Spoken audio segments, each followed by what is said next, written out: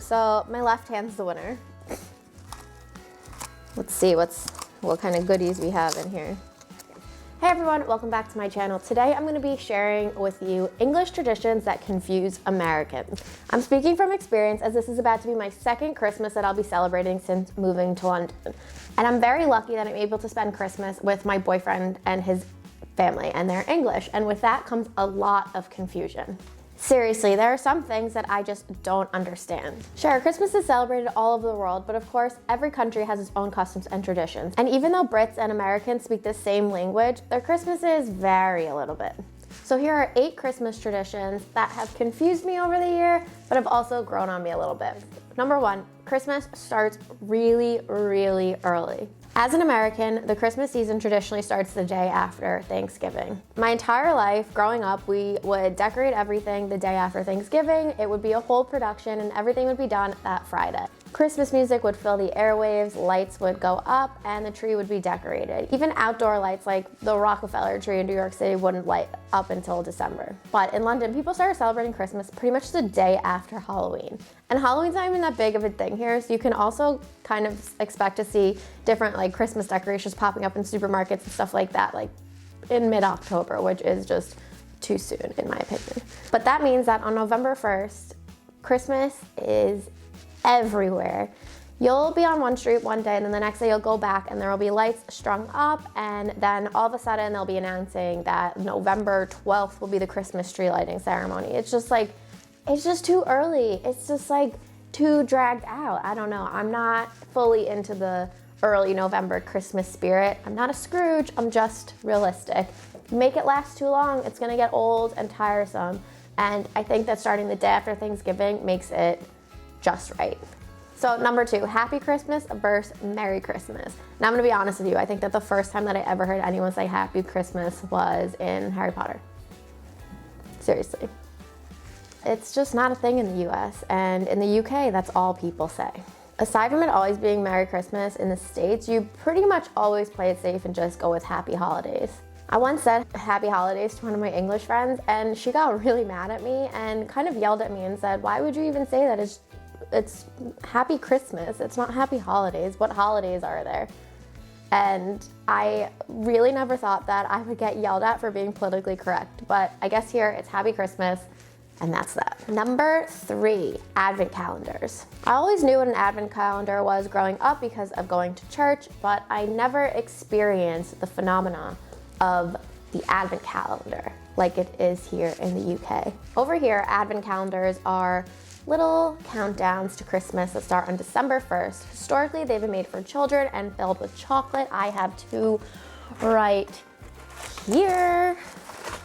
Little Maltesers and Cadbury Dairy Milk. So this one's Jake's and this is mine, and we're gonna eat my chocolate from today. So what you do is you find the date. So today's the 8th. I'm gonna go with my 8th. They're made for kids because small fingers. So you just do that, pop it out. And it's a little Santa. No, I have to chew. Okay. So while the chocolate ones are the more traditional Advent calendars, nowadays you can find ones filled with beauty products that cost a pretty penny, to stationery and even charitable donations. So each day you open a box and the money that you spent on the Advent calendar, a portion of that will go to a certain charity. Number 4, Christmas crackers. Yeah, I didn't know what that was either when I first got here. The only time I've ever seen crackers before moving to London was on New Year's Eve one year with a family in like Vermont or something. I think we called them poppers though. But basically, you won't go to a Christmas dinner without finding one of these next to your silverware. Crackers are like a wishbone and they require 2 people. One person grabs each end and pulls. You'll hear a crack and the person who gets most of the tube gets the prizes inside. There's a paper crown in there and usually a little game or a joke. Now, I'm gonna give this a go, and you definitely can't do this, you definitely shouldn't do this with one person, but I gotta show you the crown. Woohoo! So my left hand's the winner. Let's see what kind of goodies we have in here. Here's my joke. What kind of cough medicine does Dracula take? coffin medicine. What else do we have in here? Oh, I wish it was a better paper crown. It's gray, but you know, we're gonna be Christmassy and slap it on.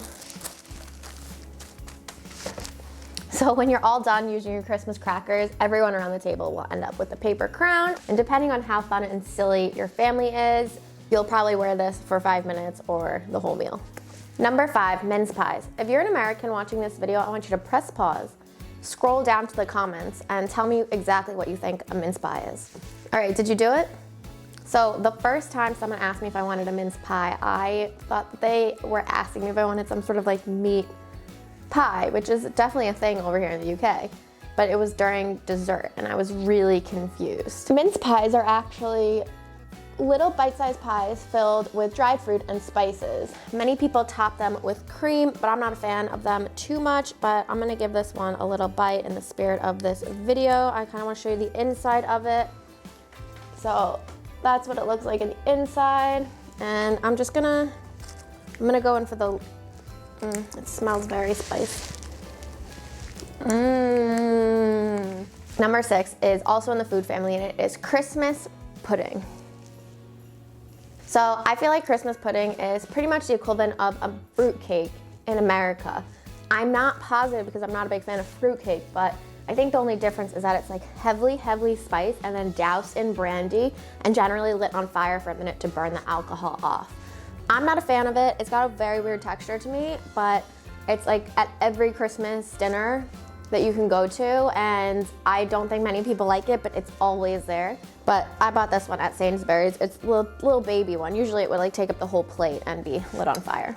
Number 7, who is Father Christmas? Over here it's Father Christmas, and I just feel like that is way too formal. I don't care how long I live here for, I will always refer to Santa Claus as Santa. He is Santa, the big man in the red suit, and I'm sticking with that. Even if I have British children, they will know Santa as Santa and not Father Christmas. There are, however, 2 different legends surrounding the origin of Santa versus Father Christmas, so they're not technically the same person, but for Christmas purposes, they are. And finally, number 8, celebrating Boxing Day. There's no day after Christmas here. It's always referred to as Boxing Day, and it is just as much a holiday as Christmas Day is. It's pretty much the British equivalent of Black Friday, and I would not catch myself in central London on this day in a shop ever. I think that it would be a terrifying experience. Apparently it's called Boxing Day for one of 2 reasons.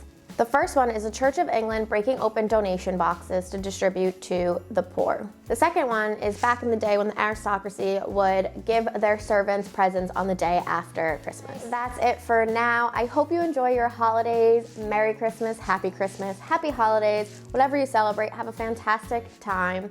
Please stay tuned for more videos coming on Sundays. There are a few more left of the year, so definitely check back here next Sunday. And until then, have a great week. Give the video a thumbs up if you liked what you saw, hit the subscribe button and leave a comment, and I will see you soon. Bye!